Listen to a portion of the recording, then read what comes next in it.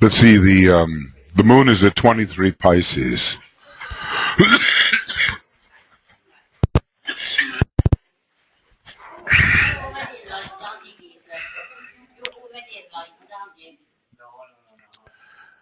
No, Gisela is enlightened. You know that.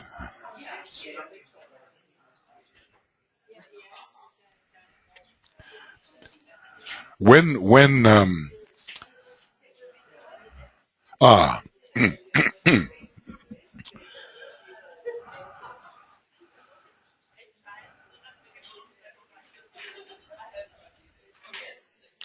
it seems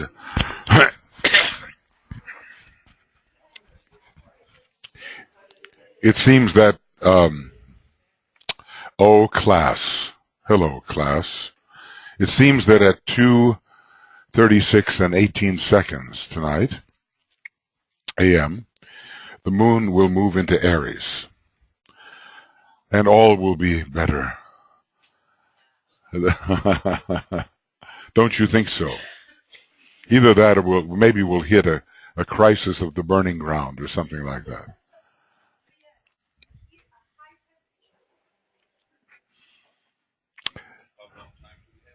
Well, you really just have another 12 hours before it's too late.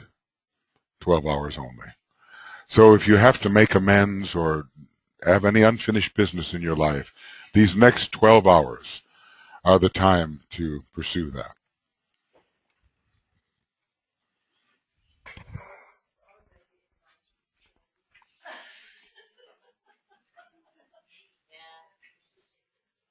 This group presents every aspect of not wanting to move on to the next subject. No. I know this is a huge disappointment to you. But one day I shall come back with revenge. I have some new music which is already prepared. It's lying in wait for you. You like the old songs.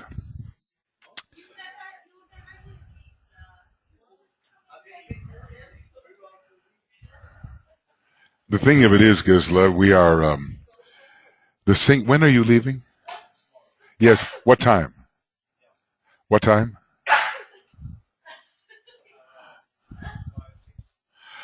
Then I think the performance has to be around 3, wouldn't you say? Thanks to Gisela.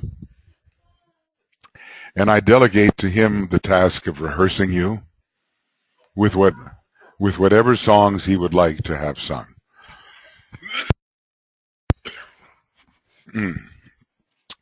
But we do have a couple of new recordings of the good old hit parade songs, such as The Earthbound Soul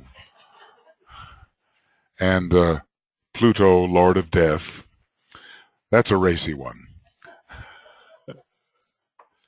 That, if you want to introduce people to the ageless wisdom, have them sing that. That presents the prognosis.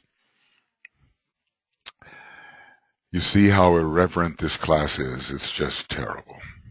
Anyway, there are a few webinarians still attending.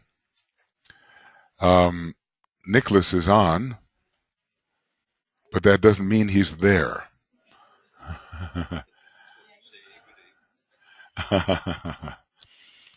We have some sturdy Australians that are hanging in there, an occasional all through the night American.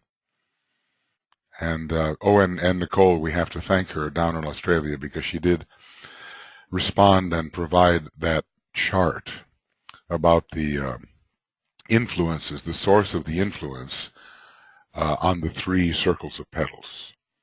So she did that far away. Quite an amazing world, all the way down in Melbourne, Australia. And somebody has it to you the next day, honoring your request, whereas no class member did. Not that I want to point any fingers, But it's very nice to think of the larger group supplementing the efforts of this group. They'll learn, you say. Well, okay, we've had our moments of frivolity. No, I'm just keeping it to myself. It's like the little red hen. It's the little red hen. Nobody would help her bake the bread, you know, and then she just ate it all herself, her and her chicks. So then Tui and I will be studying the chart tonight alone.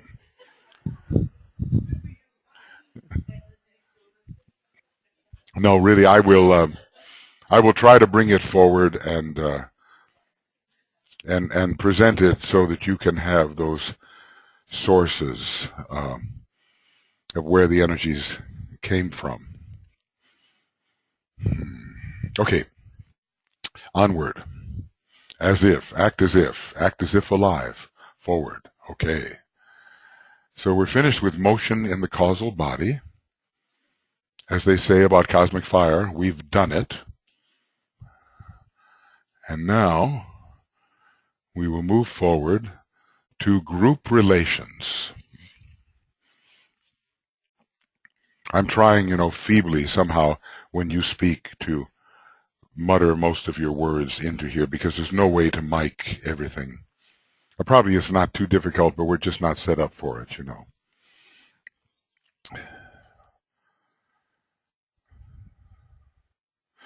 Group relations. Page 1213. In establishing group relations with the superhuman kingdoms, man has not so erred as with his own kingdom, horizontally, though relatively little progress has yet been made, and few are the human units who have merged their consciousness with that of the greater directing intelligences and yet remained in the human family. I suppose the masters are,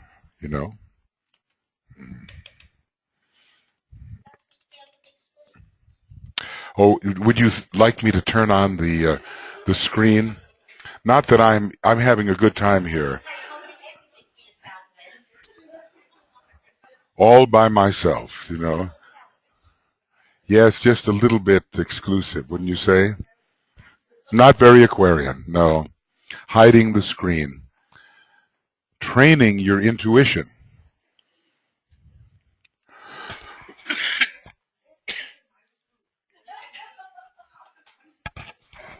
What did you say? Yeah, it's been 20 years, hasn't it? It's been about 20 years. I think my first time in Denmark was 1991, where we had, was it the summer of 1991, where we had end-to-end 7-ray seminars all over the country. I don't see any of you that were there. Up. I guess a couple. Okay. Okay. So it's been 20 years of this.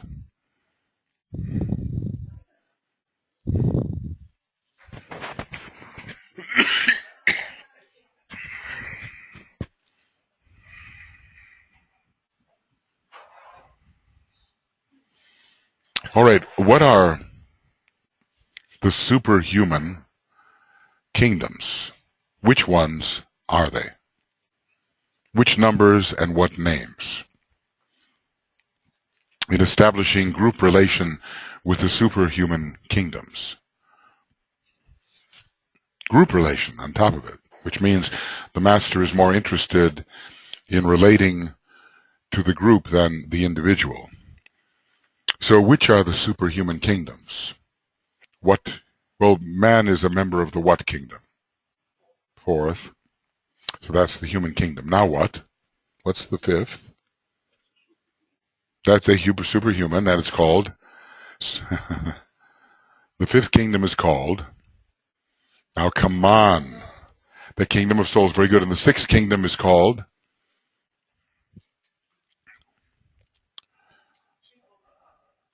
What is it? Triple flowers. No, those are hierarchies, dear. Hierarchies. But they will do. But the sixth kingdom is called the kingdom of Lords is good, but planetary lives. the kingdom of planetary lives, which I assume includes the Chohans and some of the higher beings. Yes, the sixth and beyond. And what is the seventh kingdom? The who? Solar lives, the kingdom of solar lives. Okay.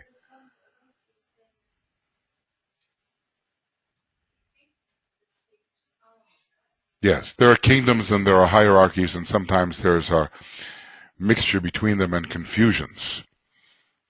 For instance, if once we, human beings, have been a mineral, monadically expressing mineral, if we've been a vegetable, and many still are, if we have been an animal, then in what hierarchy are those kingdoms found if we, the kingdom of human monads, have been them?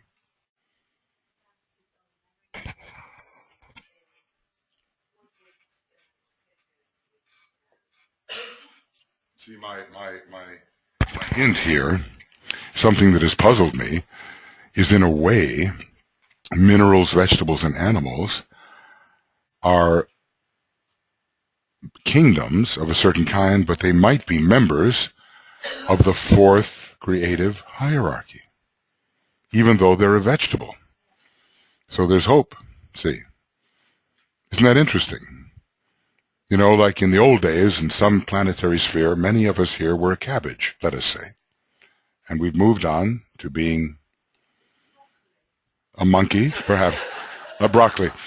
Now, the question whether broccoli is higher than cabbage is debatable. But of course, you know, well, you know, you wonder about the rooted plants versus the flowering plants and fruits versus, anyway, they have their own hierarchies within these kingdoms. So, so I've often wondered, you know, a kingdom is not, there are many kingdoms, or a number of kingdoms in the same creative hierarchy. In other words, the fourth creative hierarchy includes the masters who have become beyond the human kingdom. It also includes the Chohans who are beyond the human kingdom. And yet they're a member of the fourth creative hierarchy. Isn't that interesting? Something we think about every day, I know. Okay. So few human units have yet merged with the higher directing intelligences, and if we did merge in that way, we would know the divine plan, wouldn't we? We would know the divine plan if we had merged in that way. Sometimes we just ought to focus on the divine plan and what it is. In a nutshell, you know, it's light, love, and power. You know, in other words, it's called the illumination of the mind, the revelation of love, and the evocation of the will. That's the divine plan in a nutshell. But it also, this camera sees my face and collapses. What are you going to do? Okay. It will be apparent, therefore, that in the fourth or human kingdom, wherein the fourth hierarchy is seeking experience, but not exclusively so, okay? I really, you know, what do I have to do? Use blue tack or something, you know? What is this? Maybe, I don't know, something, you know? If this happens again, I'm going to call upon greater minds than mine to solve it. Okay. There is an effort on foot to effect the merging or centralization of the forces of three groups, of the energy for which the animal kingdom stands. And we are rather far from that, although we do have an animal body. And now, instead of this enmity that has existed between the human units and many members of the animal kingdom, there is a deliberate attempt to cultivate good relations with the animal kingdom. And you see this in some very beautiful ways. Yeah, Tuya had at the conference, had a picture of a talking dog who said meaningfully, "I love you." You know, it was very beautiful. I love you, something like that. You know, it really seemed. Maybe we'll have to pull that out if we can find it. We are stimulating the manas in the animal kingdom through their devotion to us, which is kind of, in a way, what the hierarchy is doing for us, except it's trying to stimulate the love wisdom.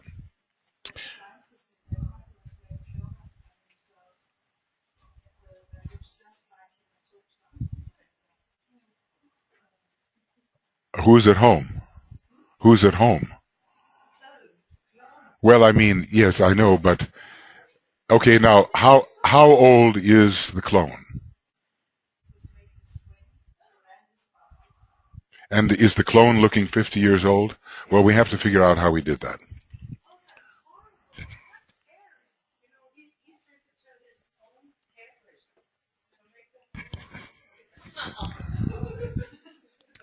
He sent his clone. He sent his clone to his hairdresser. This is getting. What is it? A robot? Oh, it's a robot, not a clone. Okay. Well, anyway, maybe all of us should have one of those. There's lots to be done in this world.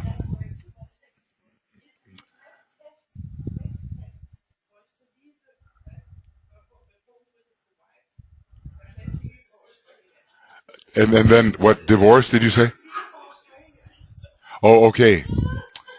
Well, it is a mode of freedom and attention at the same time. Okay, so three forces. Thank you for this information. Three forces, groups of forces, are being blended. The animal kingdom, and man has an animal body, the purely human energy, and also the spiritual energy of the group, which is the exponent of Buddhic force, which is distributed through what center? Right? Heart center. And thus bringing in, at the third great realization, this is another name for initiation, the force of Atma itself, of which Buddhi is but the vehicle.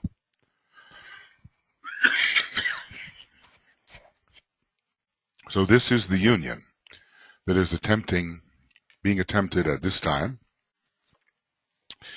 And we have much difficulty with the animal nature, which is somehow presently being attended to very focally.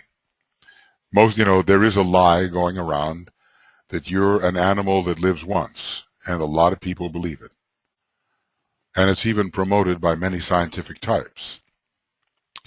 So what it means to be purely human escapes, and the gratification of the animal nature is seen as paramount. Forget point B and C. But anyway, this is what hierarchy is attempting, the merging of these three factors. And every time you experience initiation, it is the Buddhic force, particularly, which is being wielded through the initiator. Okay. All right. These three streams of force should hold the following place. Buddhic force is positive, which is the second ray, sixth principle force.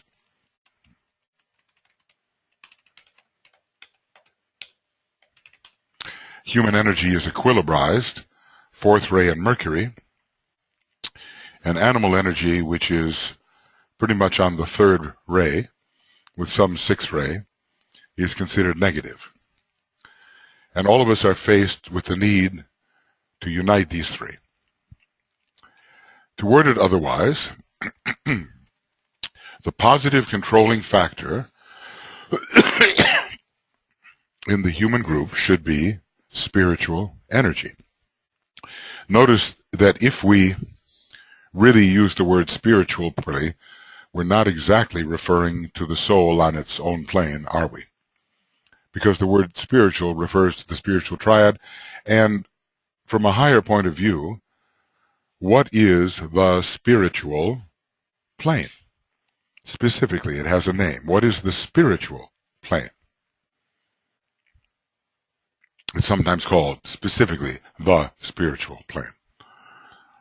Is it the Buddhic plane? It's the Atmic plane, which is the spiritual plane of spiritual will. It's also the Nirvanic plane, and it is the greatest, foremost representative of the monad, along with Buddhi, which is the vehicle for Atma. If Buddhi is the vehicle for Atma, how are these two meant to be expressed in the world? Love, love and will, love and will. Or will expressed through love. The positive controlling factor in the human group should be the spiritual energy, towards which the animal nature should be entirely receptive. These two holding towards each other the relative position of father, mother. What two zodiacal signs could we find that portray this relationship? You could use Capricorn and Cancer. You could, and I was thinking specifically of this one. And the reason I was thinking of it is because of what happened at individualization. The second ray energy of Gemini entered, bringing with it the angel. And Sagittarius, representing the solar plexus, sacral center, represented the animal. So that line of connection between the angel and the animal was established perhaps in a way with Leo representing the human being in the middle. The purely human energy serves as the balancing factor and brings about an adjustment between the spirit aspect and the material. It is this triple group relation which makes the microcosm, which is us, such a genuine reflection of the greater man, and the fourth kingdom a true exponent of the cosmic processes. So the greater man is the monad, or the being humanity, and the fourth kingdom expresses its position between the higher and the lower hierarchies. No. HSS. Okay.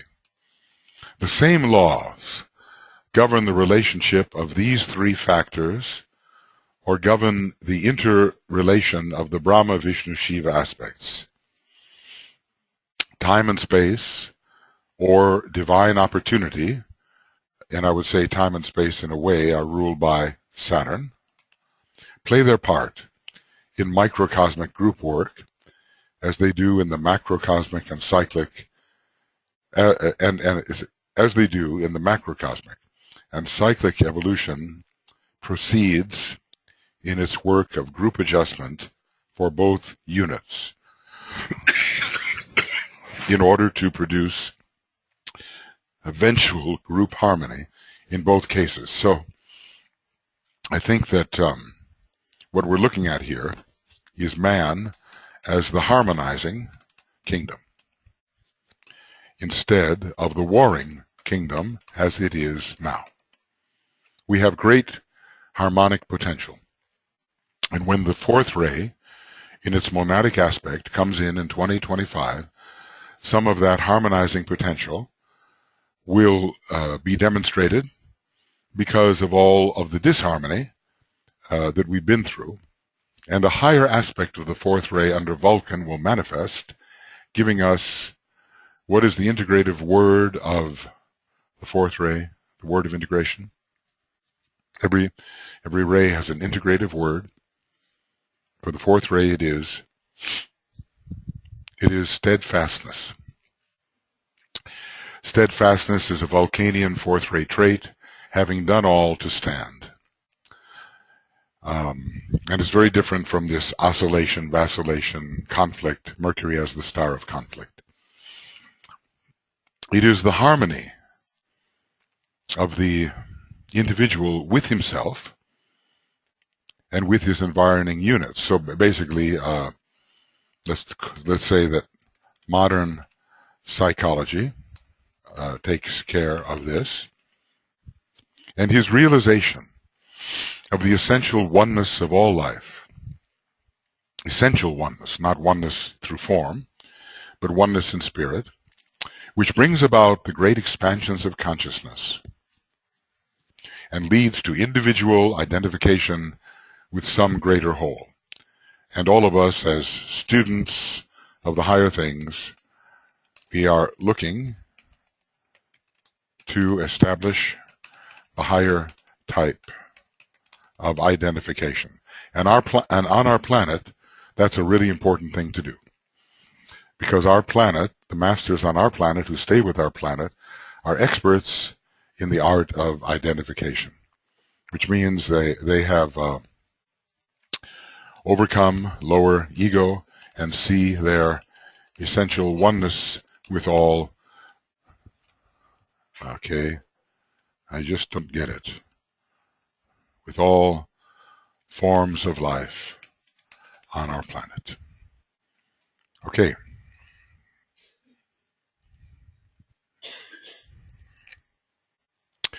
The work of the human atom, and that's us, therefore, is but a replica of that which proceeds in the planetary or solar atom and serves as an incentive to those minute individual lives which find their place in the 6 subhuman kingdoms.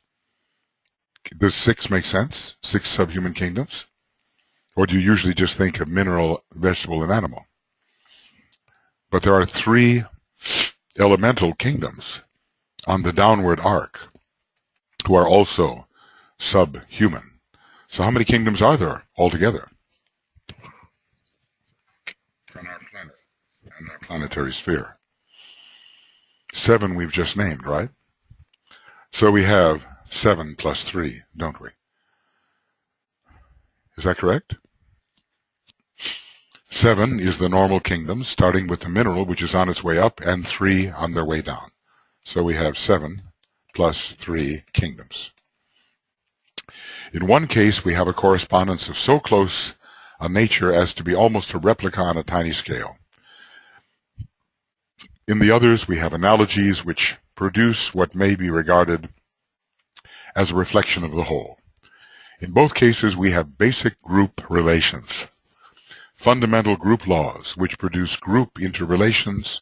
Let's call this the interaction of the kingdoms, and bring about an essential union between all forms of life. But notice when he says union, he always says essential, doesn't he? Always says essential.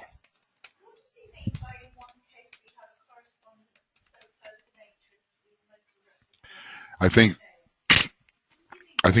when dealing with, he's saying we have analogies with maybe, it's either with man and the higher kingdoms there are analogies, or with man and the 6 subhuman kingdoms there are analogies. So which one is which? I'm not sure.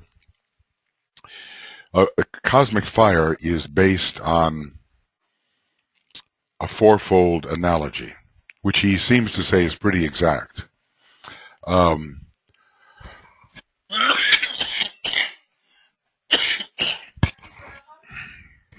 He's what? Yes.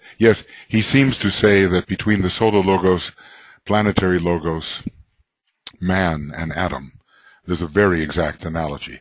And then he says there's also a relation between man and the lower 6 kingdoms, which is maybe less exact, but very, telling along analogical lines. In other words, one of the correspondences is more exact than the other. We can figure out which it might be. the way he's structured this book with so many of these charts comparing solar logos, man, solar logos, planetary logos, man, atom, those seem very exacting in some ways. He does not spend so much time structuring man in relation to the lower kingdoms, but they will give analogies. I think that's what he's saying.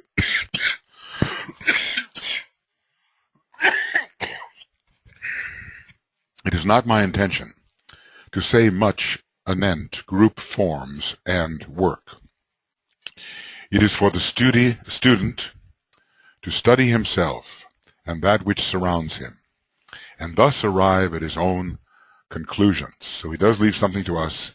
We will therefore close this part of our treatise by a brief enumeration of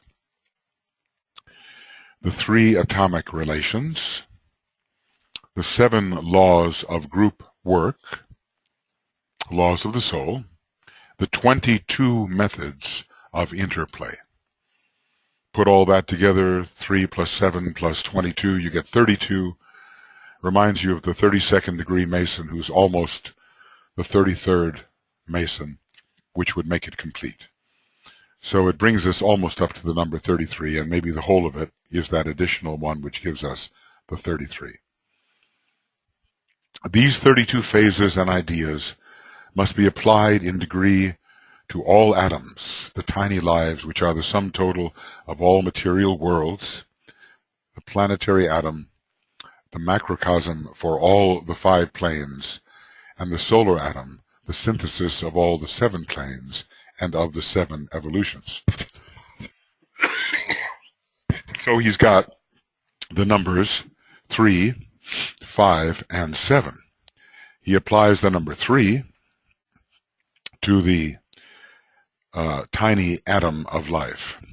He applies the number 5 to the planetary logos, meaning that it's more Brahmic in its nature, and he applies the number 7 to Vishnu, the solar logos. 3, 5, and 7. Okay, now this is the introduction to the laws of the soul. But first he deals in his study of group relations with 3 atomic relations. Not a very long section, and we'll get into that which applies to us quite quickly. The 3 atomic relations. Individual. This is man. This concerns the central fire of all atoms, because the solar logos is individual, man is individual, the planetary logos is individual, and the atom, in a way, is individual. This concerns the central fire of all atoms and affects the relation of that positive center to all within its sphere of influence. So, how does the white brother work? Works by stimulating the central fire. How does the black brother work? By stimulating the peripheral electron-related aspects of the atom. In other words, simply from within to without, that's how the white brother works. From without to within, that's how the dark brother works. So 3 atomic relations: individual, systemic. This concerns the relation of all atoms to other atoms which come within their range of influence and scale of contacts. So these are group relations on whatever level you may be speaking: atomic group relations, planetary group relations, and solar group relations. Does our solar logos have any beings with whom it is related as the atom is to other atoms?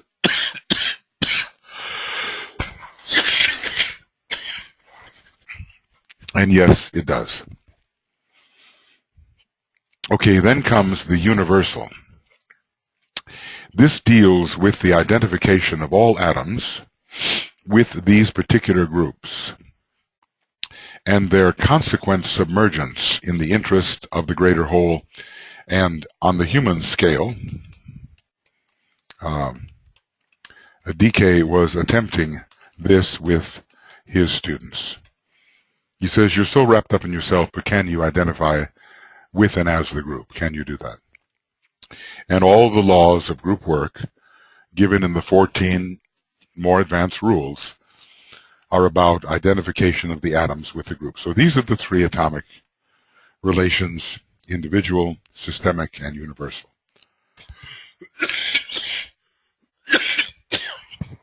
I'm sorry. It might be noted that the immediate objective of the human kingdom is consciously to establish systemic relations, which is on the second ray line. This is the second ray line. Okay. Okay. I don't know why that just happened, but it did. And be actively, consciously a part of group work. Now that means we have to overcome our rugged individualism and care much more about the group. We've had some experiments in that, haven't we?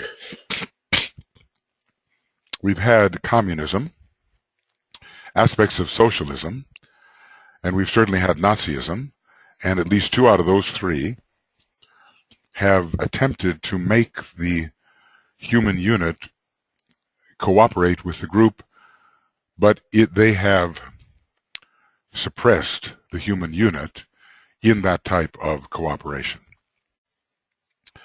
The communists had a very kind of idealistic motto. Could people live according to it? To each according to his need, from each according to his ability. That's tremendously idealistic.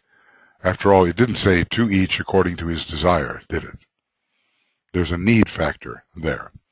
And from each according to his ability, it expected a degree of selflessness of the individual. Well, that was quickly co-opted by those who were far more animal in their nature than truly human. Okay. So systemic relations along the second ray line is what we have to establish and be actively part of group work. But this is a balance, let us say, between Aquarius and Leo, not the suppression of one or the exaltation of one. The individual consciousness of relationship is somewhat established owing to there being self-consciousness. The work for the subhuman kingdoms is the establishment of the conscious self-realization. In other words, know my ring pass not, or the bringing about of a distinct individualism in every form of atomic life. That is a stage. Individualism is a necessary stage. Whilst the object for the superhuman lives is the establishment of a universal consciousness which will enable every planet and solar life to be consciously a part of the cosmic, consciously and intelligently a part of the cosmic whole. And the great lives are working on that. You think that they have total cosmic consciousness? Far from it. So, maybe the synthesizing planets have this, but still, these great lives have much cosmically to learn because they are not even yet initiates of higher cosmic degrees. For instance, our solar logos is still a non-sacred solar logos. As exalted as he is above the planetary logoi and above man, he's still not a sacred solar logos, whereas Sirius is more in that range. Okay, well, that was it. That was a short little discussion of three atomic relations within the ring pass knot, from one ring pass knot to other ring pass knots, and all within the larger ring pass knot identified with it itself. So, oneself, relation to others, relation to the whole. These are the three atomic relations. Where would you say you are working?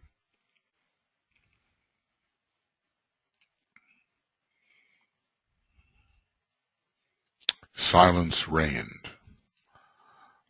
On a good day.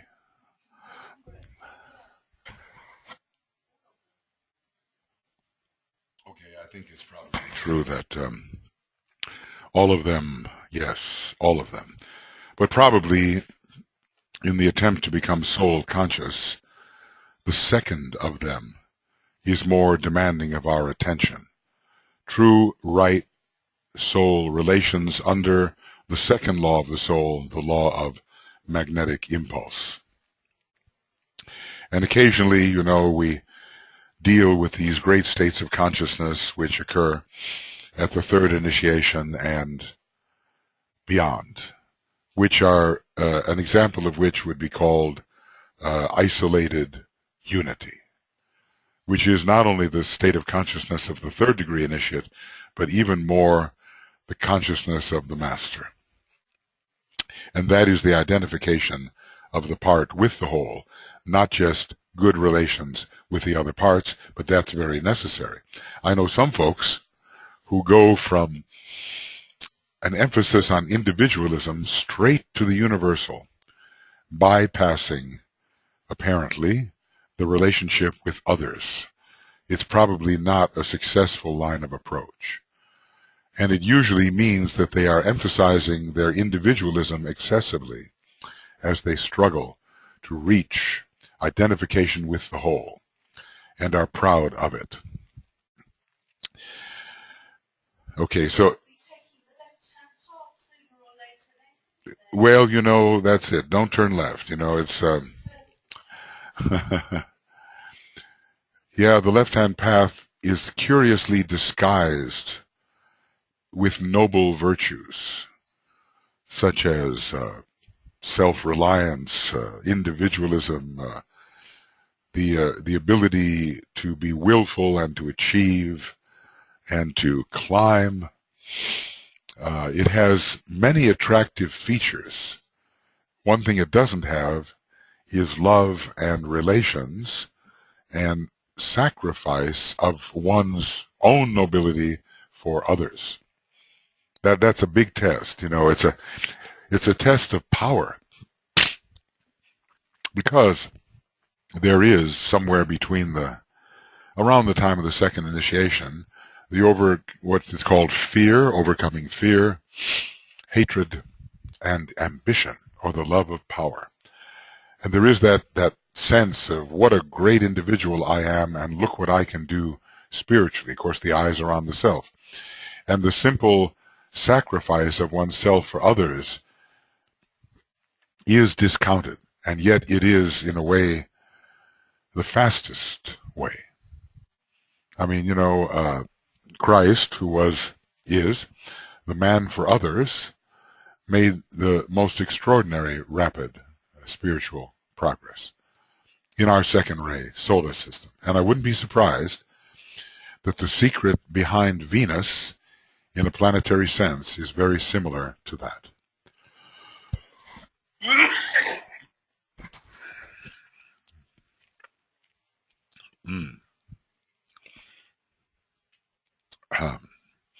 Well, here we are with the 7 laws of group work, which are sometimes called simply the 7 laws of the soul. How many of you have studied these closely? So then it's a question of whether we remember what we've never studied.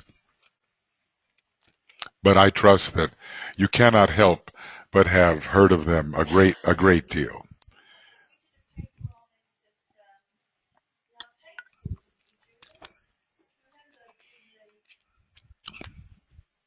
One should have done that. And what he says in Esoteric Psychology 2 is really profound about these laws. He spends 20, 30, 40 pages on each one. So here it's just a bit of a summary. But I think we get the idea that there are a set of laws and principles for living as a soul which are different from the natural laws of the world, which are all about the survival and enhancement of number 1. In this case, it's all about the survival and enhancement of the group of which one is a part, and there's such a stubborn reflex action on the part of the personality against these laws. And people justify it with a very bright mind why it doesn't work. You know, there are so many people against socialism using the examples of socialism that have failed, but they don't think in a deeper sense that Aquarius is a very socialistic sign, and that some form of enlightened socialism will have to emerge along with those prominent individuals under Leo during this next 2,000 some years. They think that they are giving up something of their freedom, their true nature. Well, what they are giving up, of course, is the license of the lower nature to do what it desires. And people being identified with their lower nature are very reluctant to do that. So we have a big education on our hands here. And one of the things we have to do is express to human beings and convince human beings that they are not the personality. And I think, research into reincarnation will certainly help that. And just sound esoteric thinking will certainly help that. The fight against selfishness is a major one. It's a fight against the influence of Mars, and the first major blow against selfishness occurs when? The first major blow. Well, yes, I think, I guess that is correct, but I'm trying to look for an initiation in which this occurs. Yes. Well, it's the first helps, but there are other opportunities. After long years, you reach the second initiation, which involves Mars, and it involves the subduing of Mars by Vulcan. So Vulcan, Vulcan kills Abel, the shepherd, the sacrocenter, Mars. So there is at that point will, which is a reflection of the spiritual will, beginning to dominate the desire nature of Mars, and the moon falls in Scorpio at the second initiation, and the desire nature is subdued, and along with it the tendency to selfishness. Now, it doesn't mean that the victory is complete. There's another big battle at the third degree. But then what is called the ancient authority of the personality is overcome at the second degree. And again, it's that battle between Mars and Vulcan. Mars and the moon are there, but the moon veils the hidden planet Vulcan, which is the planet of luminosity and radiance at that point. So you have the luminosity and radiance of Vulcan Venus at the third degree overcoming the composite personality nature, which is represented by Mars. Mars is the whole personality and every aspect of that personality, mind, emotions, and body. So Mars, in many ways, is quite an opponent in the chart of a spiritual person. It's obviously needed for aspiration and fire and steam and courage and all that, but it can be the entire elemental nature at war with the higher intentions. And so you can interpret your chart in that way. Okay, the 7 laws of group work. These can only be expressed largely, but not exclusively, through the medium of mystical terms. In other words, not in the language of exact science, not in 5th ray language, but in 4th ray, 6th ray language. And it is left to the intuition of the student to apply them to the more material forms of life. In other words, There's kind of a 2-4-6 presentation, and in terms of the practicalities, we are left to ourselves. But these are, in a way, so extraordinarily practical. It did seem to get a little hot for a while, didn't it? Or is that just me burning up? It's going to get less hot now. Is that it? No, I'm not chilly. I'm quite heated. Yes, I'm just.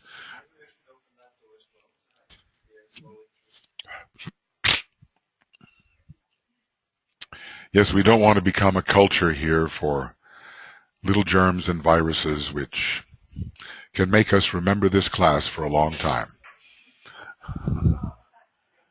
Yes, yes, yes. My teacher, the bacterium.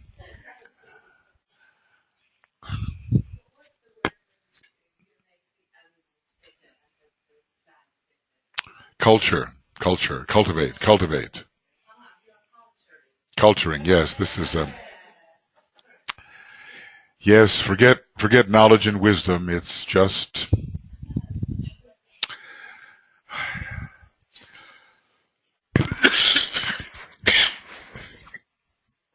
Okay, the law of sacrifice.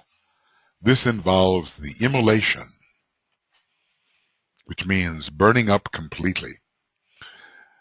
The immolation and sacrifice of that which has been realized, not clung to. You don't just cling to your realizations, you burn them up in service. This is crucifixion. So let's just say this fourth ray law leads to the fourth initiation. The basic law of all group work. Crucifixion, the basic law of all group work. I think for new students one should begin there. Welcome to a class leading to crucifixion. The governing principle in each human unit eventually becoming a savior. And that is the, let's call it the spirit soul.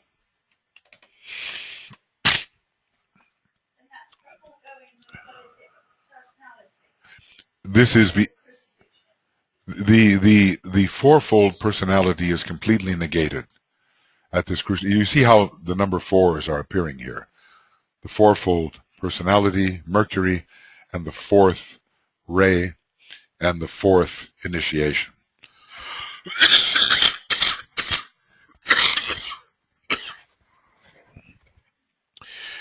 And this is, in a way, the triumph of the number 5 over the 4. So, in other words, the triumph of 5 over 4 giving entree into the 5th kingdom. Now, from the time you are an initiate of the 1st degree, you have entered the 5th kingdom somewhat. But when you are crucified, there's just no going back. You are firmly established in the soul. Even some of the black brothers can work on the higher mental plane with power, we have been told. If you take a look at this map, you will see an interesting thing. I've showed this to you before. But here's the blue circle of hierarchy. And here are all of us, people on the probationary path, whole working various grades of disciples, 4 grades of initiates, 1, 2, 3, and 4. So in this case, disciples, the way he's using it here, almost seems lower than the initiates of the 1st, 2nd, 3rd, 4th degree, but sometimes he tells us that to be a true disciple is to be an initiate of the 1st degree, a chela, a little chela. So, yes?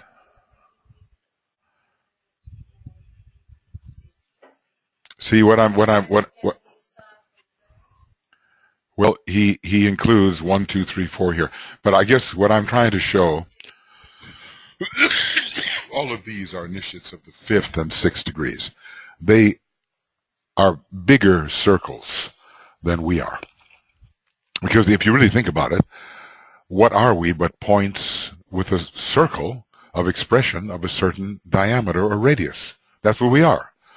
And the greatest of all the points with a circle is the universal God itself. So even when you're a probationary disciple, you are somehow included within the blue circle of hierarchy. So there is hope here, you know. In other words, you've kind of entered the 5th kingdom of nature, but technically at the first initiation they say you actually enter the 5th kingdom of nature, and by the time you are crucified, there's just no turning back because you have relinquished everything that pertains to the 4th kingdom. You've shown you can live without it, you don't want it, you don't need it, and therefore you get to have power over it. Now all of this lies ahead for us. If the next years are as I think they will be, sooner rather than later. So maybe we can all rejoice at the obstacles that will be presented to us. Master Mori is always saying, obstacles are possibilities. So he says, when will you finally realize that obstacles are possibilities? If we use that as a mantra, we might have a very different attitude towards our life. Because oftentimes at obstacles we throw up our hands and we say, why did this happen to me? Which is a...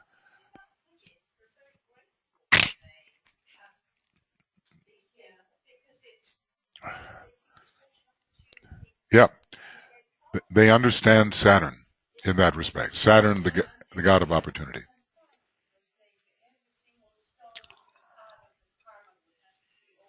Right. Without stones, no path. Well, you know, the knee-jerk elemental response is not that. But the trained response is that. You know, like these mystics, you know, these 6-ray monads and so forth, when they got some terrible disease, they thanked God that it was so, because it gave them the opportunity to glorify God in yet some other way. And that's part of manifestation, isn't it? They're manifesting God. They're magnifying God in a condition of adversity. This is easy to talk about. Well, I'm having a little bit of an experience of that right now. Just very tiny. When I would like to be, but I couldn't sleep. I don't think I could. Then I would have the guilt of abandoning you all to your own thoughts. You know. Yeah, but what an opportunity it would be for you. So look, I'll see you later. I'm going to go.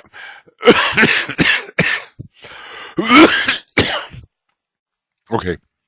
So we magnify God in adversity. All right, that's the law of sacrifice. Let's see what else we've got here. Now we're going to also go over the laws and symbols document, and we'll try to discuss that. Maybe the time to do it is soon. Okay, now what? Now what? Group relations, okay. Yes, why not look at that? Why not look at that? What do we make of the following? The law of sacrifice, the law of those who choose to die. A rosy cross with a golden bird. At one point it says hovering above it. It doesn't, you know, here it doesn't give you spatial relations. It just says a rosy cross with a golden bird. Other places it says hovering above it. It's outpouring fourth ray energy, the at-oneing factor. What do we make of these words? What do we make of these words? Okay, where do you see that particularly? Okay, getting rid of the personality, yes, and of course, in a way, this is the planet and the solar system of regenerative love. So, you know, and what was the mistake of Hercules in Virgo? Does Gisela know this? He what? he he killed the Amazon queen, right? So he killed the personality, right? Of course, the founder of the Hercules School, I should ask him, would you like to elaborate on this? Gisela has Virgo rising, so he should know this, and he does. But anyway, how, we don't want to get rid of this amazing instrument. We want to get into the position to create a Maya Virupa, which is a replica of this instrument, which is a perfect instrument for the soul. Yes. This is cosmic fire. Uh, it's called the laws and symbols. And I didn't put the page down, but maybe I can find it. You never know.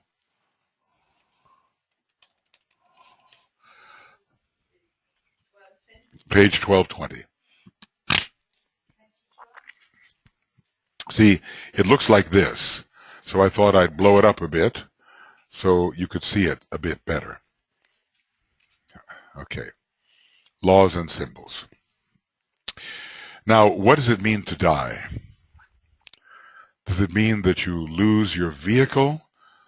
Or from the point of view of consciousness, what is death?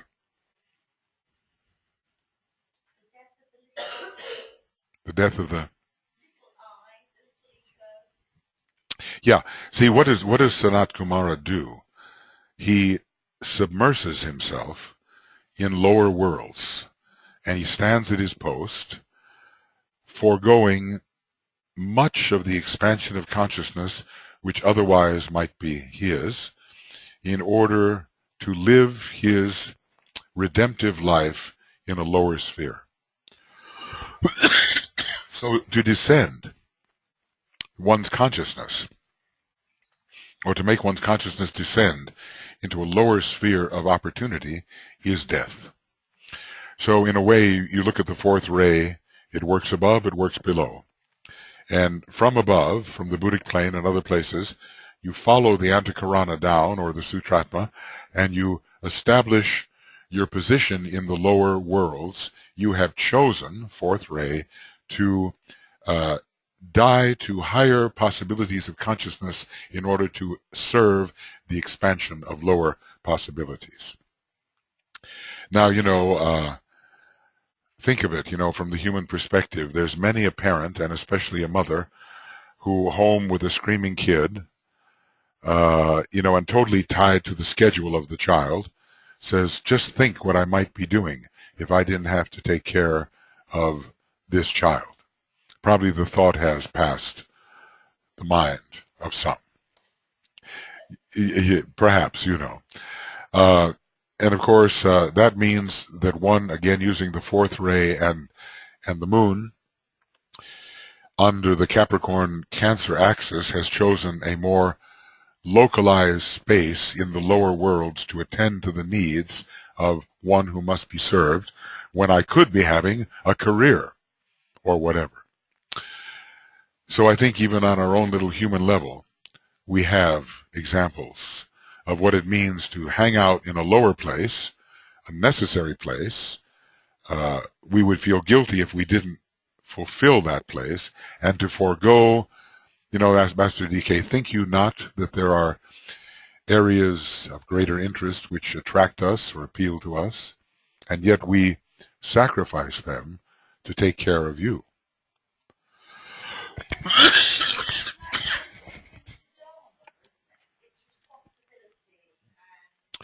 Yeah. And certainly one's karma, because in a way, anything you create is your karma. Well, I said karma because in a way, of course, karma well attended to leads to dharma, and you never know while fulfilling your karma how much you may be trained in actually fulfilling your dharma. But usually dharma has the idea of a bit more scope than dealing with the thing that has to be taken care of because it's my burden and duty to do so. Anyway, both are Saturnian. Now, what about this? Yes.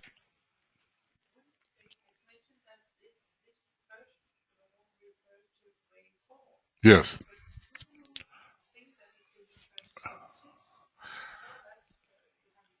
Well, I think there are elements of the sixth ray in it. The devotion to the lower worlds. Actually, ray 6 is given to the law of service, particularly. There are elements of ray 1 in this. It's not exclusive, I think. But, you have a choice here. You have the choice of the higher worlds versus the lower worlds. And wherever the fourth ray is found, that choice factor is prominent.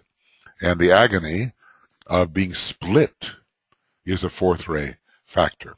But eventually one becomes so engrossed in one's service that the whole situation changes and it's lifted up onto the Buddhic plane, and one then expresses the sixth principle, the love principle, in one's place of local service. And then you've won.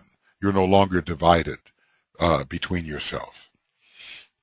You see, it says at oneing factor. What's being at one? Because where do the monads of the human hierarchy actually, where they intended to work? Eventually. Where are they listed on the table of creative hierarchies? The monads of the human hierarchy. What is their plane? The what? Well, it's true in a way, but of course that's not where they work. Where they work is a different. Their work is on the. Let's see if I've just got to find it somehow. There's Alice Bailey. We keep on running into her. It's probably at the end here. All right, so here they are.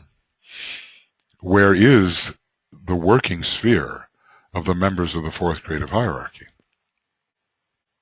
Meant to be when they become true harmonizers.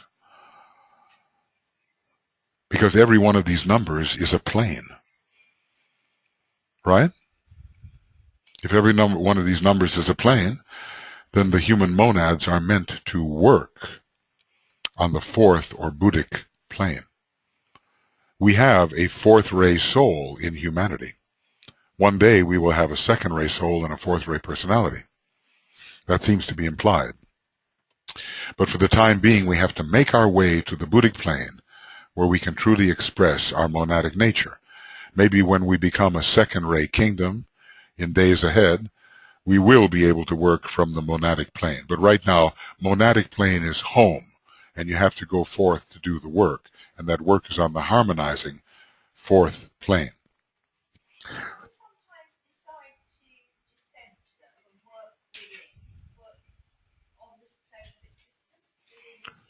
Well, of course, we must work within these lower worlds of the dense physical body of the planetary and solar logos. But when we work through it and we become initiates of the fourth degree and beyond, we are elevated onto the Buddhic plane, and that becomes our area of work. After all, do the masters work in their ashrams? Where are their ashrams now? Mostly. Right? On the Buddhic plane, mostly. There are a few on the higher mental plane and maybe a very rare number on the atmic plane, but most ashrams now are found on the Buddhic plane, and that's where they work, representing the monad.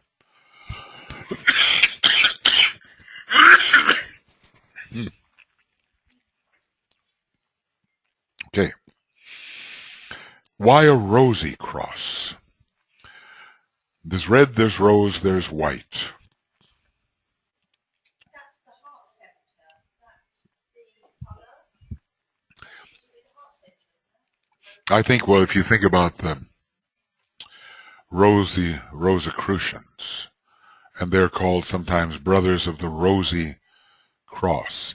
It's the cross of desire in transmutation.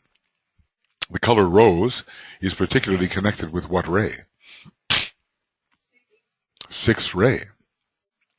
So it's being elevated from the red of low desire into the rose of Neptune through the law of sacrifice. In other words, if you want to stay bloody red, just stay with being selfish. That's Mars. But if we want to elevate our desire nature, it becomes rose color. And that means that the personality is in the process of transmutation through sacrifice. Well, I mean a pink-like color. But some people, differentiate pink from rose and so forth. It depends on how you've been taught, I suppose.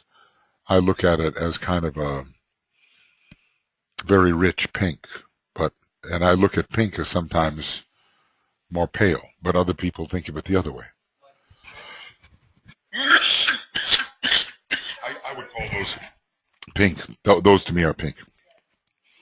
But these are words which are very imprecise. There's a whole range of frequencies.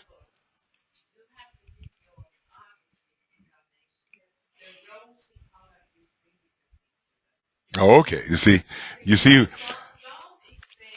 who I meant. You see who I meant by some people.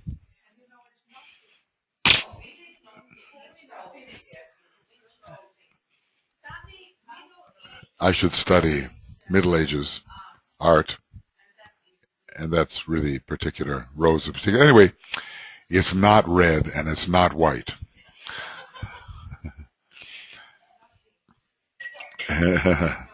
And the idea is that it's on the way to being purified. So the red of desire is passing through to the purity of the white. I'm so sorry. It's getting worse, if anything. So who is this golden bird? I think these are laws of the soul. So,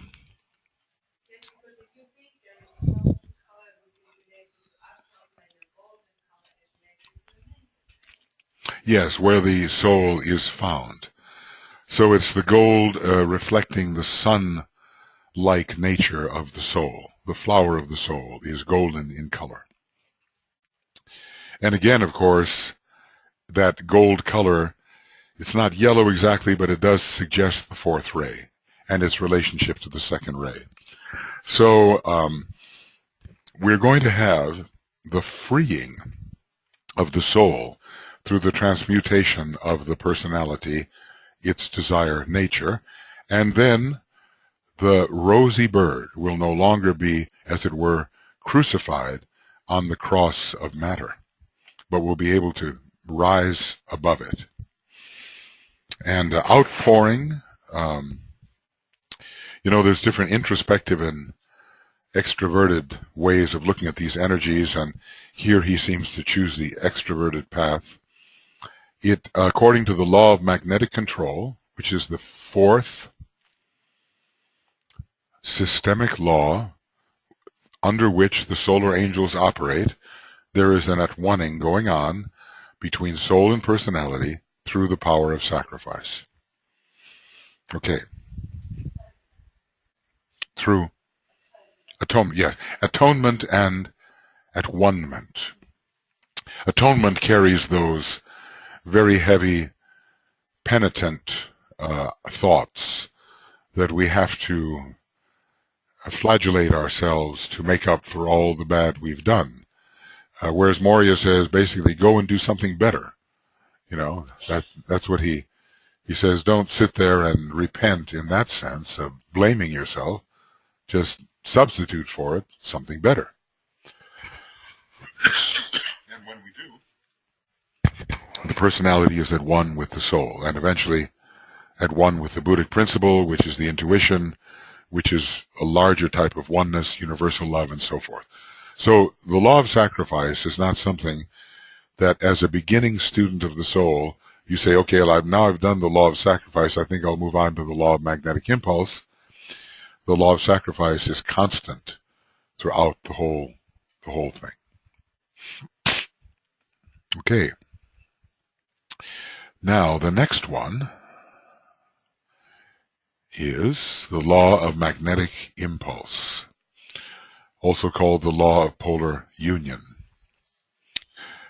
The law governing the primary realizations by any atom of its environing contacts, and the outgoing or feeling after by that atom, so that eventually a relation between that which is realized as part of the group and the unit is established.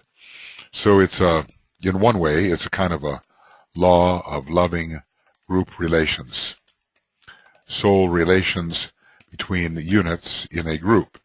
That's why I sometimes say, as you're meditating, don't just think of a bunch of people sitting around a room meditating.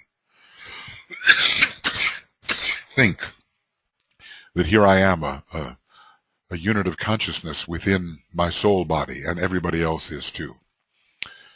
And we are here as souls in relation to each other. And unless we imagine that, we're liable to just think, oh, I, the personality, am meditating. Okay. This is not the same thing as making sense contacts, as the relation established is between the self in all and not between aspects of the not self. That's a pivotal statement about this law of magnetic impulse.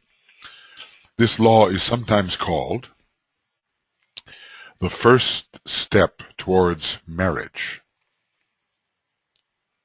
Well, of course, it's ruled by Libra, isn't it?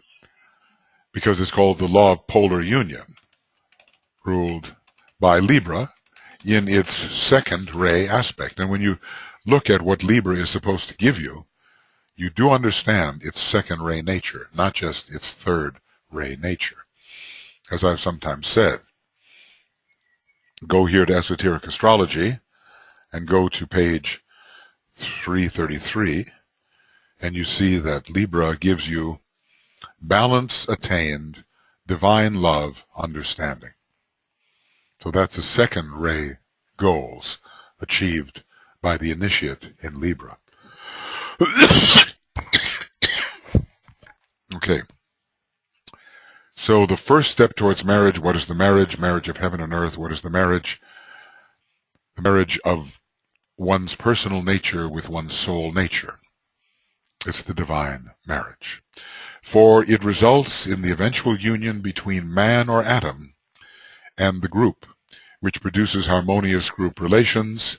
So it's marriage with the group soul, based upon marriage with one's own soul. So don't try to marry the group soul unless one's own soul relationships are pretty well established. The first steps towards marriage. And this is very important. The relation established is between the self in all and not between aspects of the not self. So when you are thinking of another person, such as another person here, are you thinking of them as selves, as souls, or are we blinded by the aspects of the not self? This is what the person looks like, this is how they react emotionally, this is what they think. All of that shows a lack of spiritual discernment. We cannot sense the true spiritual entity behind the appearance, which is the triple personality. Boy, oh boy. All right. That's it, huh? Anything we want to say about that? Maybe we should go to the laws and symbols. Going out, feeling after. It's a second ray law. It's all about relations. So it's coming onto loving rapport with the self in others, that those selves realized as an aspect of the group. It seems fundamental to any type of group work. And maybe we have some of this. We're not just making contact with other people. It's not a pen pal. It's not a club. Oh, I really like you. Oh, I don't like you. It's nothing about that. It's all about who are you as a soul and how do I relate to you as a soul. Do we ask ourselves that question when we're thinking of relating to other people? How do I not just all of the customary things, and when we relate with other people, we joke, we have fun, we react, But what would it be if we related to other people, seeing them as souls? So obviously, it's much deeper than we might normally think. What does it say then? The law of polar union, two fiery balls and triangle. Sometimes a name for the soul is the triangles. You've heard of that, right? That's one of the names for the soul. Radiatory energy, it's also outgoing. The second ray is one of those radiatory rays, potentially. And what is meant here by manifesting factor? That's usually given to the seventh ray, but it seems that the soul nature manifests through the personality via this law. What about the law of polar union? What's involved here?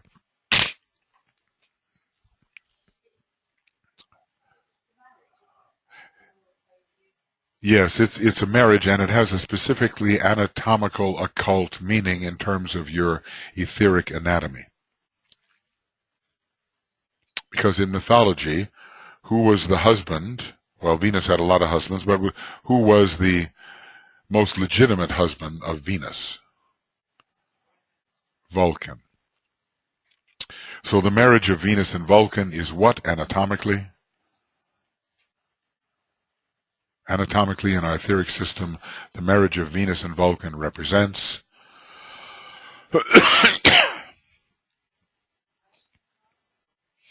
it represents, did you say? Someone said, anyway, let's go to page 517, and there it will be. Okay, and there it is.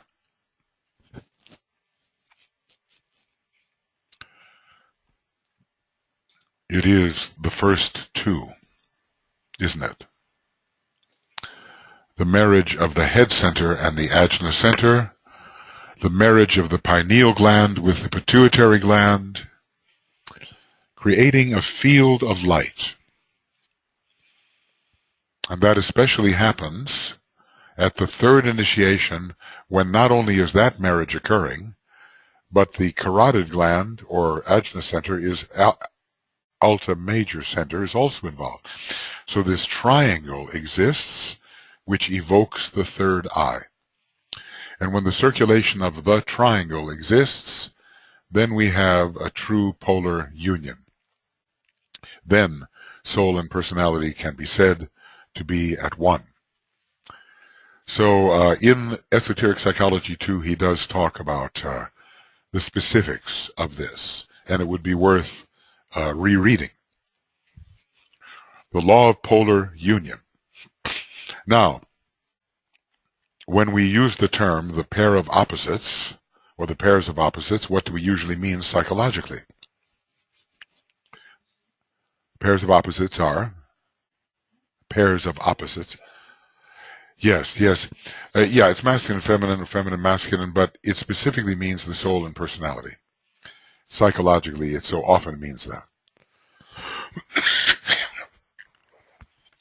The soul is that which is related to the head center in this case. The personality is related to the ajna center. Those are the poles, the positive and negative poles. Now, of course, if you add the spirit into it, then the soul becomes the equilibrizing principle, and it's spirit and matter that are involved. Two fiery balls are the two centers, the head center and the ajna center. And the triangle can be looked at in various ways. I think the alta major center should be included in the triangle.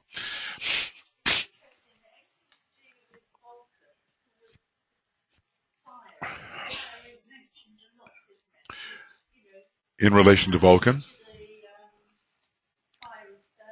Yes, fiery stones, living stones, volcanoes, Agni Chaitans. Vulcan is fire. And, even eventually its more second-ray nature, the heart of the sun, is brought forward. It's never enough to know one ray for a planet, because it cannot possibly embrace the full nature of that planet.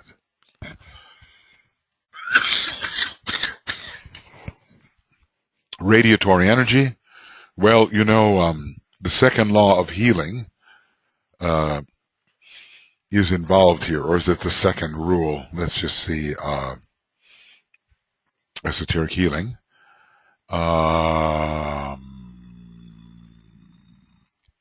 Let's see. How can I call this? The triangle, the triple triangle. Let's try this. Dispelling radiance. The healer must achieve magnetic purity through purity of life. He must attain that dispelling radiance, which shows itself in every man when he has linked the centers in the head. When this magnetic field is established, the radiation, too, goes forth. Now, the word "too" is not always there.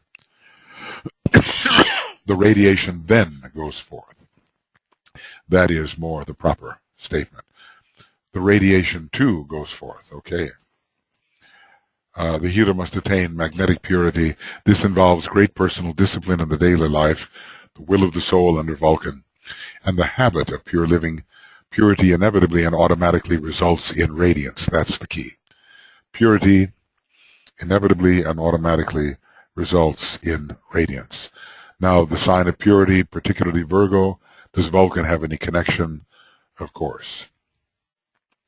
So Vulcan is veiled by the moon and tends to bring in the spiritual will which induces purity. The radiation then goes forth. You know, there's different things here. What are the centers in the head? There are physical centers that are linked, and there are also etheric centers. You have to link ajna, crown, and alta major. You have to link pineal, pituitary, and carotid. Though that's the triangle which gives us the radiance we need. And that's the radiatory energy of the second ray manifesting through the form.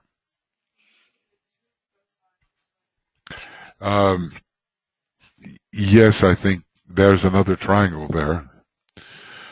You know, you can do it that way. There's a number of triangles you can make, and but I'm kind of interested in what it is that produces the single eye.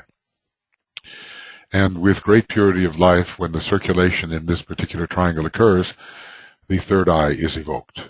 And it really, at the time of the third initiation, particularly evoked at the time of the third initiation. So here's the law of magnetic impulse, the law of polar union. When we're talking about right group relations, we should be living according to this law. Let's see what time it is here. We have a little, I think we can do law number 3 before we take that well-deserved break. Okay.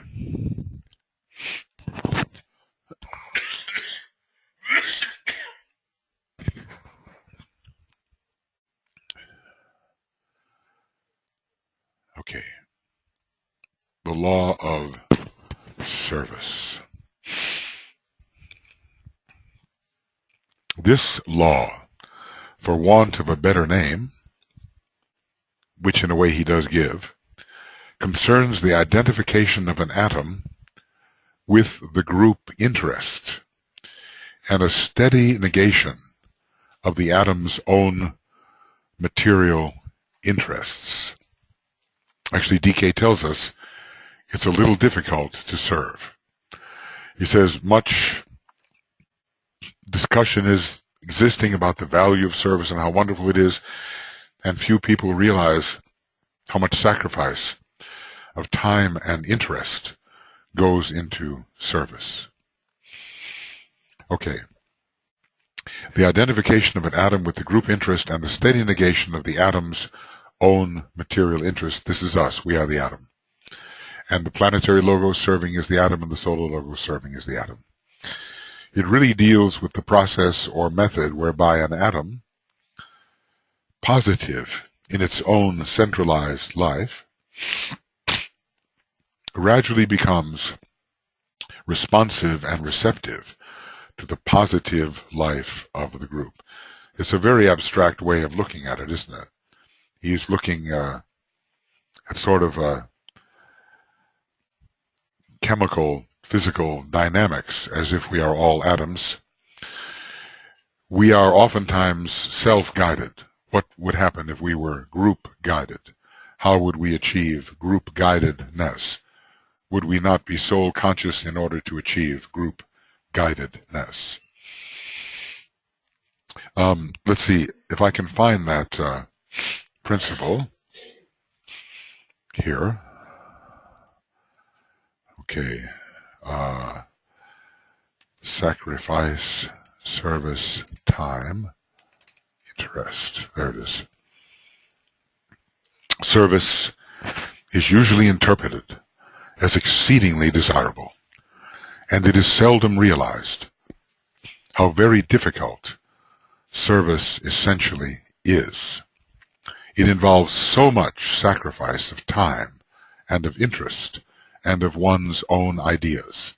It requires exceedingly hard work because it necessitates deliberate effort, conscious wisdom, and the ability to work without attachment. This is all in Esoteric Psychology, page 120. These qualities are not easy of attainment by the average aspirant, and yet today the tendency to serve is an attitude which is true of a vast majority of the people in the world. Such is the success of the evolutionary process. So the hierarchy and the Christ have done well, and so has the basic plan and design of the evolutionary process. But I often pause and I look at this, as there is in the world much running after service, but is it the real thing? Think about the masters. They apparently are sacrificing time and interest to tend to the needs of such as we are. So you remember the labor of Hercules in Gemini. Gemini being one of the major signs of service. It seems like Hercules in Gemini, under the influence of Mercury, was always in a hurry. And he was always being stopped in some way or another. He ran into obstacles. He didn't listen to Nereus. He did not heed the intuition. He wrestled with Antaeus, who was Glamour. He was chained to the altar by Busiris, who was the false teacher. Then he's really in a hurry.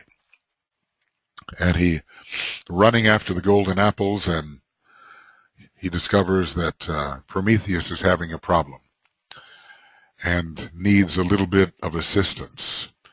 This is definitely taking time. Well, having saved Prometheus in different ways, according to the legend, he's really in a hurry now, and he's running towards the golden apples only to discover that Atlas is having a problem, holding up the world.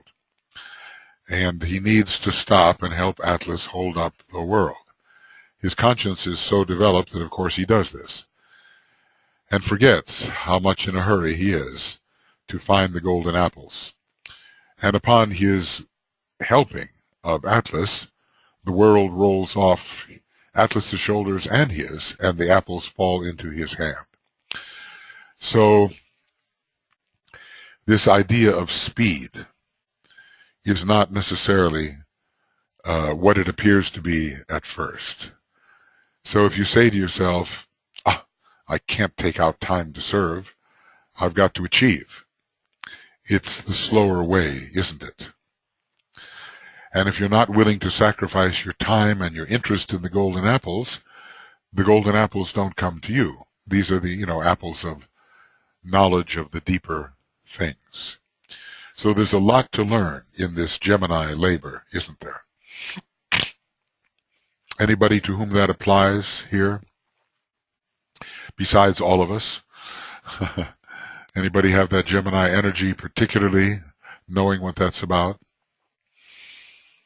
Well, someone has some Gemini, I know that. But you also find that in the symbol of the verbal, because before you get the T or the Before you find it in Virgo, yes. The, okay. The archetype. Yes. Well, of course, Virgo is one of the major signs of service. Matter of fact, it's almost surprising when you read the Labors of Hercules to find service so emphasized in Gemini because it's such a mental sign in many ways. But DK, of course, is emphasizing its second ray nature. What is it here? The hands. The use of the hands in service. Yes. Yes, and Gemini rules the hands. That's what I'm saying.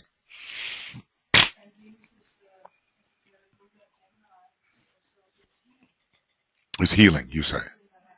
Use of the hands through healing. Yes. All these connections are so. So looking at this, we see the law of water and the fishes. A picture on the head of a man. Again, outgoing energy. All three have been out, radiating, outpouring, outgoing. Sixth ray, vivifying the astral body, I suspect, so that it is rightly motivated to serve. What do you make of this idea of the law of water and the fishes? Yes.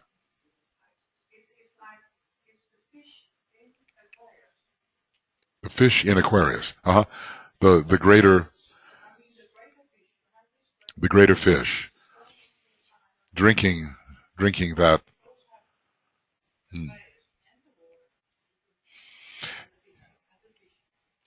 Yes, it's very interesting how this Piscis Austrinus or Australis drinks the water poured forth by Aquarius. To what end, of course? Presumably to get into that kind of condition where it can serve. It's much associated with the world savior.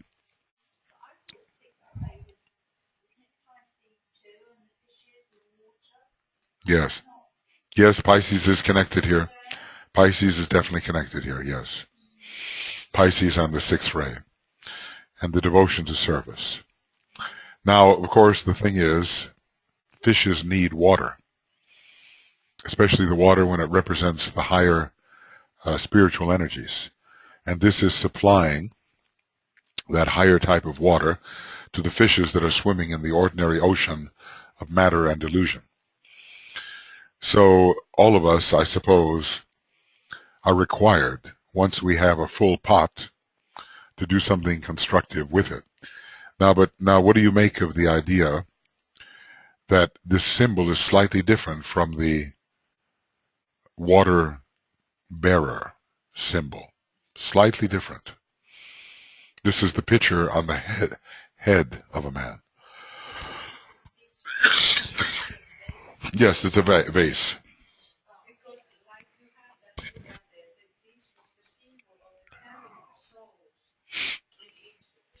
Right.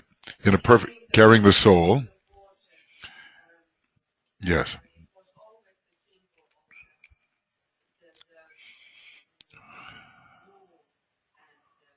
Symbol of the moon. And of the lunar gods. Because that...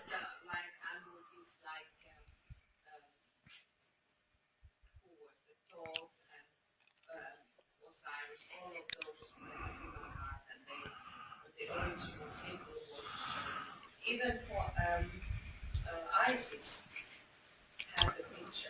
Had the picture as well. Yeah. Between the horns or? No, just like that. Okay. One who can carry it and doesn't have to struggle to carry it. See, this, in a way, this particular symbol is rather more advanced than the water carrier symbol, because there you've got this heavy thing on your shoulder and you have to bend in such a way that you can pour it forth, and it's the burden of service.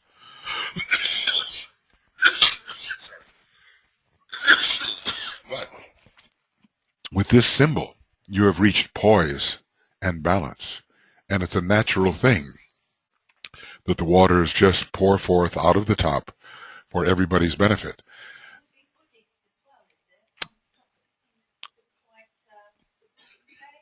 Well, I think those waters belong to all those planes of the cosmic ethers. That's where the waters come from. And Aquarius and Uranus rule the cosmic ethers, all four of them, in a way. Those are the higher spiritual energies which you have collected, but your pot runneth over, and it's totally natural and balanced that you are giving forth.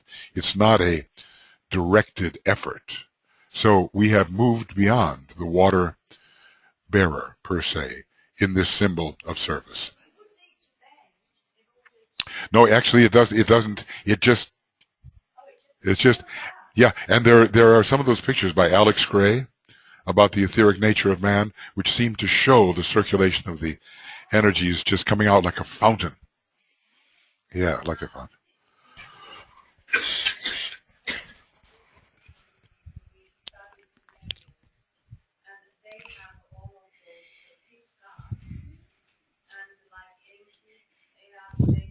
Enki and Ea in Sumerian, they have the picture on the head. On the head. It's pouring forth. Serpentine energy is coming out of the pitcher. Like Aquarian energy, which has this wave form. Mm-hmm.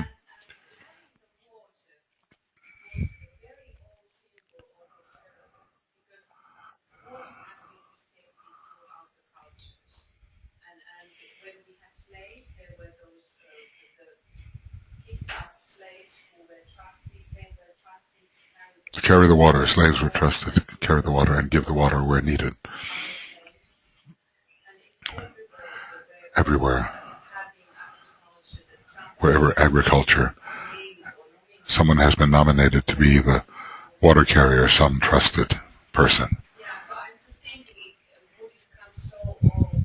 Would it come from even such old times? Well, obviously these are ancient symbols, but it represents the condition of one who has surely passed the third degree. The head center is truly active in this way, pouring forth, radiating forth, etc. Yes.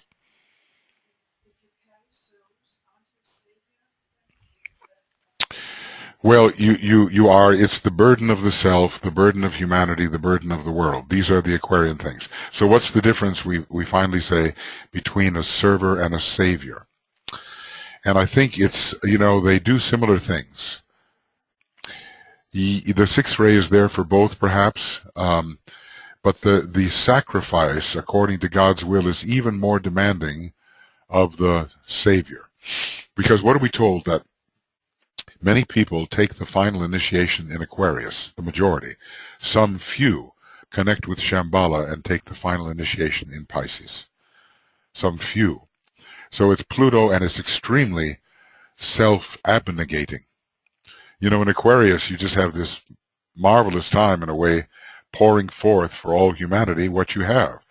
But Pisces demands an incredible sacrifice of all that you have for this act of saviorship, and lots of suffering in it, like the Christ, a man of sorrows, acquainted with grief. We can point to many Aquarian servers who have done a fantastic job, and they may not be so characterized by the kind of suffering that the Christ went through. Yes. For me, the difference between Aquarius and Pisces.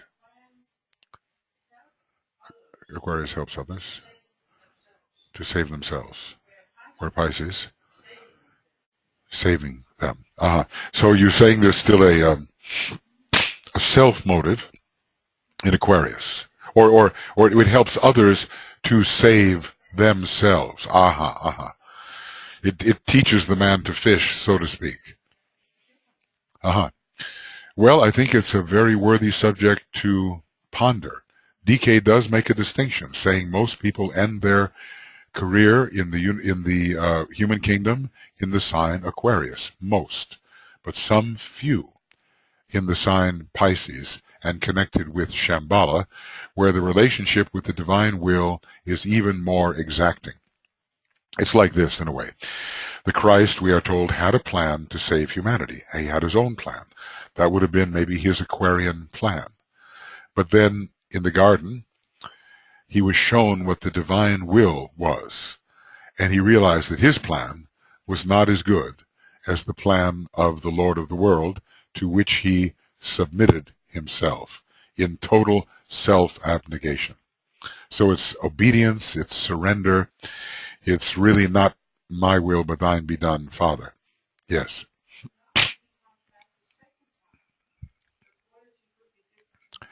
Okay, will, when the Christ returns the second time, will the quality be different? I think he will be the Aquarian Christ, but I do think this. There are three cosmic decanates in our zodiac. There is Taurus, Scorpio, and Pisces.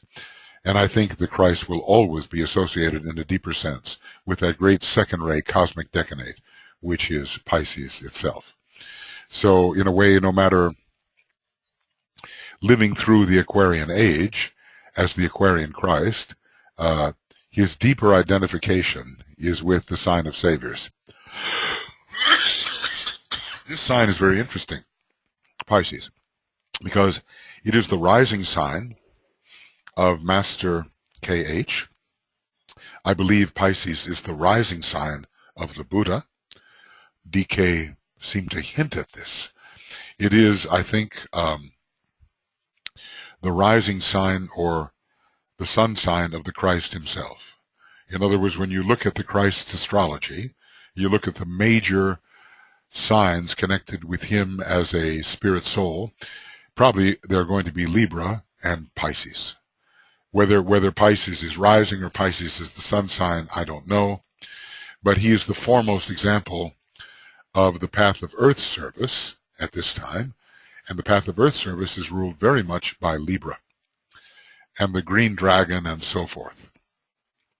So in 3 out of 3 major world saviors, Pisces is prominent in their ongoing chart, not just the chart of a personality with which they may be affiliated, but in a deeper sense, their chart. So, I think it's really worthy to meditate on the distinction between service and saviorship, and there must be a reason why it's harder to be a savior than it is to be a server. And DK really, he really does deal with that. Let's see if I can, just very quickly, see if I can find that. Savior, Pisces, Shambhala. Oh, I don't know. Let's see.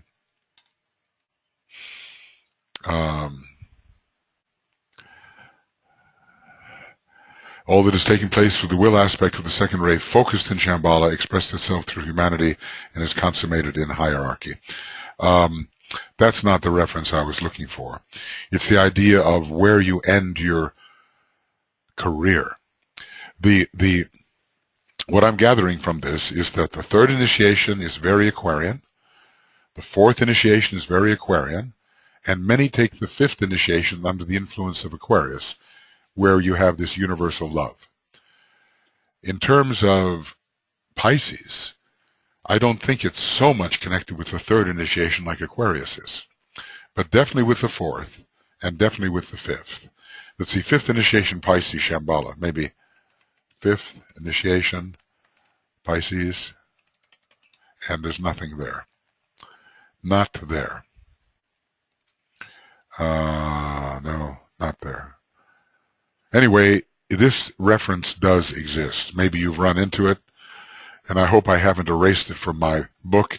In my zeal to copy it, I hope I didn't do a cut, and suddenly there's this big space, Yes.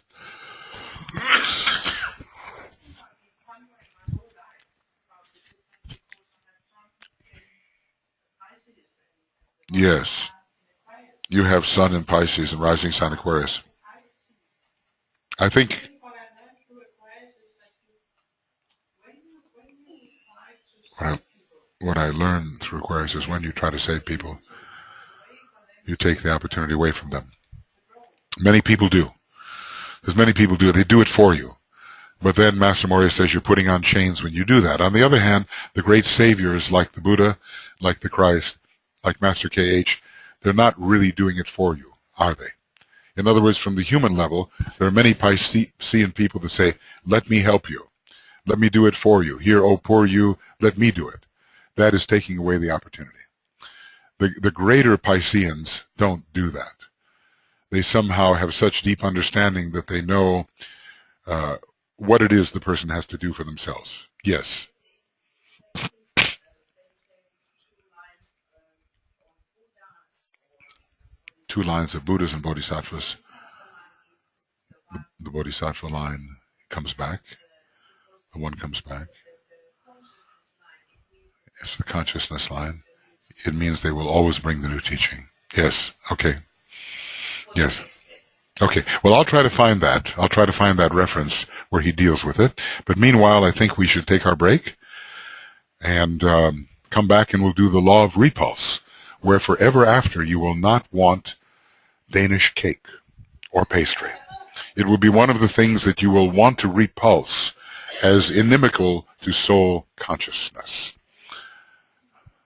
Maybe you're not convinced. Okay. Okay, webinarians. Let's see where we are here.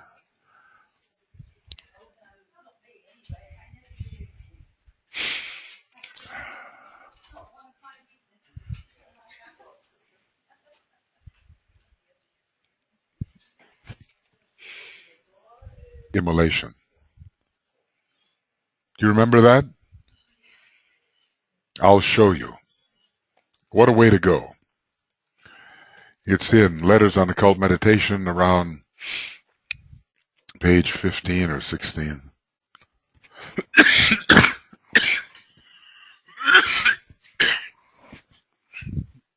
I might be wrong. It maybe is a little earlier, or either that or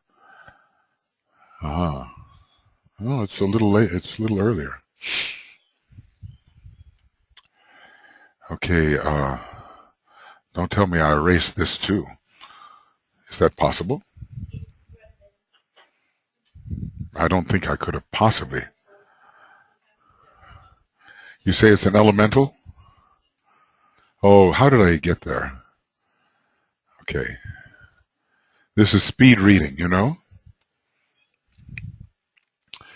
All right, so here is the way to go when you're on the sixth ray.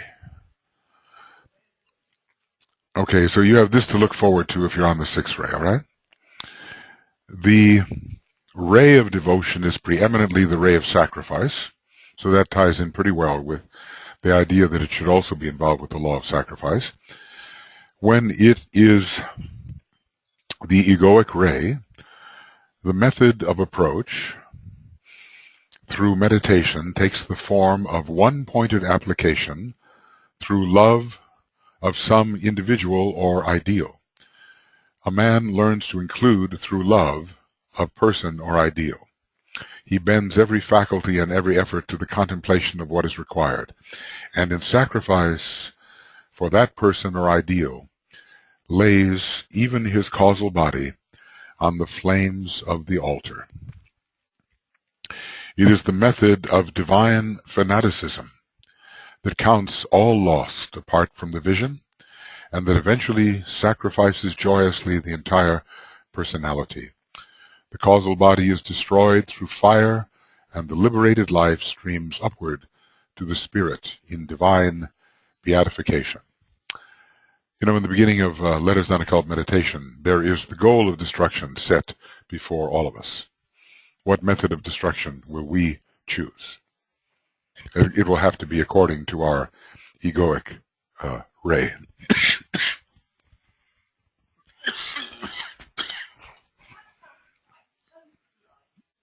Pope-like? Catholic Pope.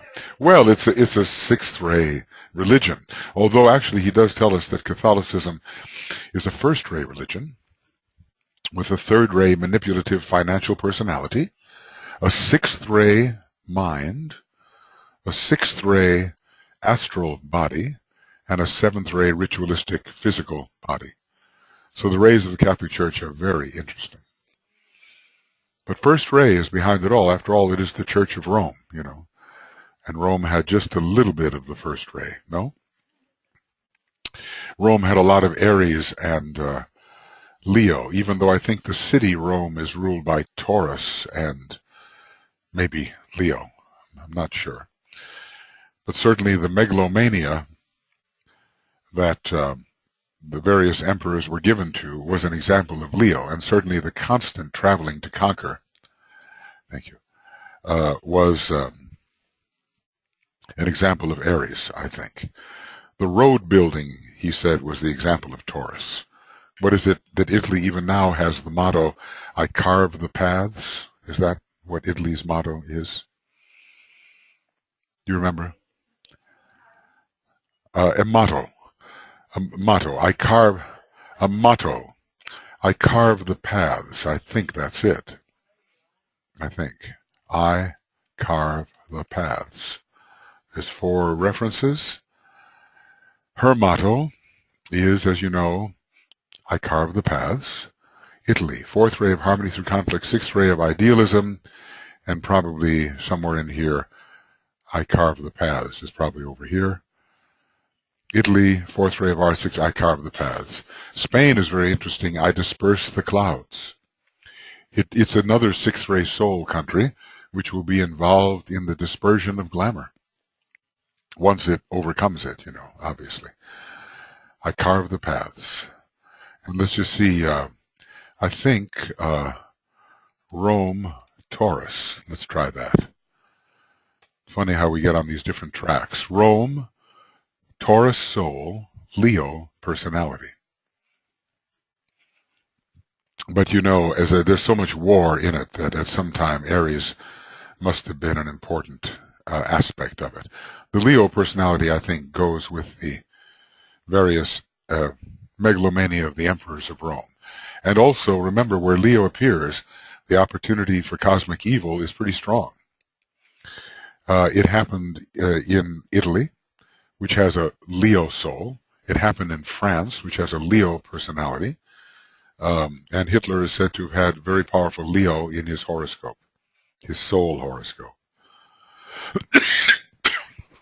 Anyway, that's a little diversion, little digression. It's possible to spend, as a matter of fact, I've had the idea sometimes simply to hold a class on DK and call it digressions. We'll do nothing but digress from one thing to another. Yes, exactly. We know we're digressing, and we would happily include many strange and unsuspected subjects that we didn't know we were going to study at all. I think that's very important somehow.